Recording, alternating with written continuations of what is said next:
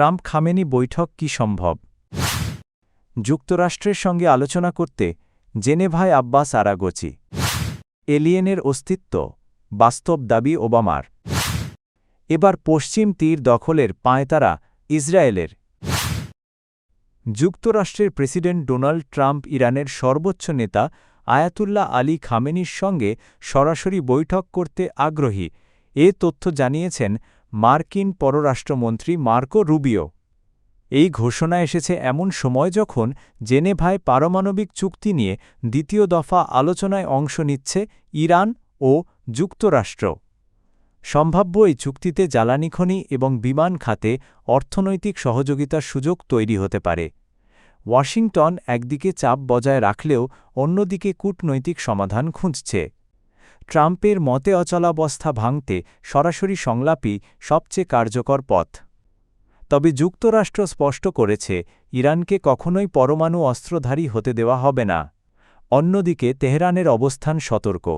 Iran জানিয়েছে তারা যুদ্ধ চায় না, কিন্তু হুমকির মুখে কোনো আপস করবে না। তাদের শর্ত নিষেধাজ্ঞা শিথিল ও পারস্পরিক সম্মান নিশ্চিত করতে হবে।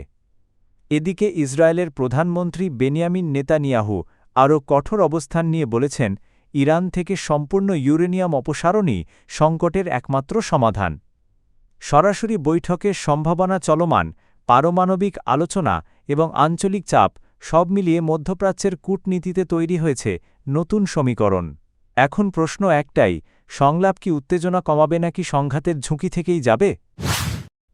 পারমাণবিক ইস্যুতে দ্বিতীয় ধাপের উচ্চ পর্যায়ের আলোচনায় অংশ নিতে ইরানের পররাষ্ট্রমন্ত্রী আব্বাস আরাগচি সুইজারল্যান্ডের জেনেভায় পৌঁছেছেন। এই আলোচনার মূল লক্ষ্য মধ্যপ্রাচ্যে উত্তেজনা কমানো এবং সম্ভাব্য সামরিক সংঘাত এড়ানো। ইরানের সর্বোচ্চ নেতা আয়াতুল্লাহ আলী খামেনি সতর্ক করে বলেছেন, সংঘাত শুরু হলে তা বড় আঞ্চলিক যুদ্ধে রূপ নিতে পারে। আরাগচি জানিয়েছেন তিনি একটি ন্যায্য ও ভারসাম্যপূর্ণ চুক্তির লক্ষ্যে বাস্তবসম্মত প্রস্তাব নিয়ে এসেছেন। এরই মধ্যে আন্তর্জাতিক পরমাণু শক্তি সংস্থার প্রধান রাফায়েল গ্রোসির সঙ্গে বৈঠক করেছেন তিনি। সংস্থাটি ইরানের পারমাণবিক স্থাপনাগুলোতে প্রবেশাধিকার চায়, বিশেষ করে গত জুনের হামলায় ক্ষতিগ্রস্ত স্থাপনাগুলো পরিদর্শনের জন্য।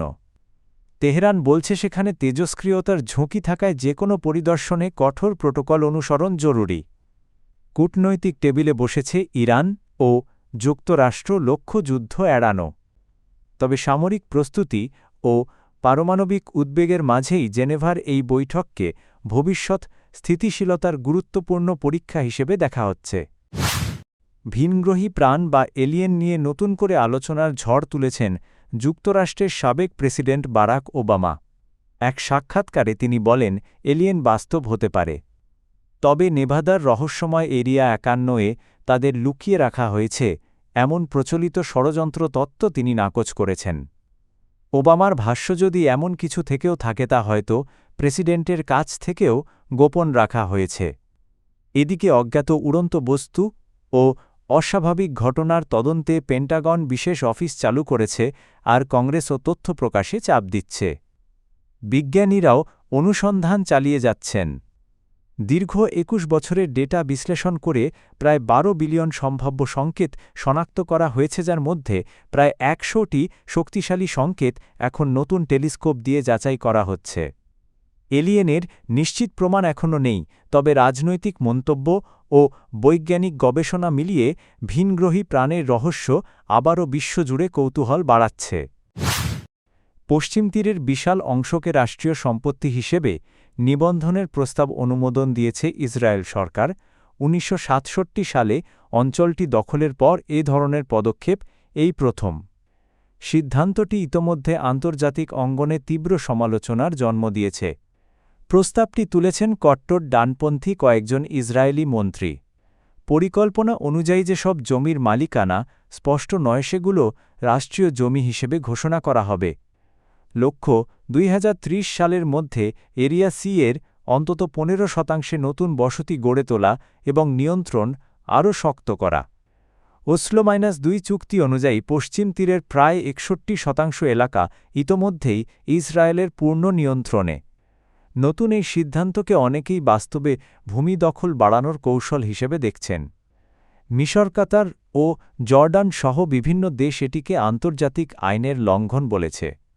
ফিলিস্তিনি কর্তৃপক্ষ সতর্ক করেছে, এ পদক্ষেপ সম্ভাব্য ফিলিস্তিনি রাষ্ট্রের ভিত্তিকে দুর্বল করবে।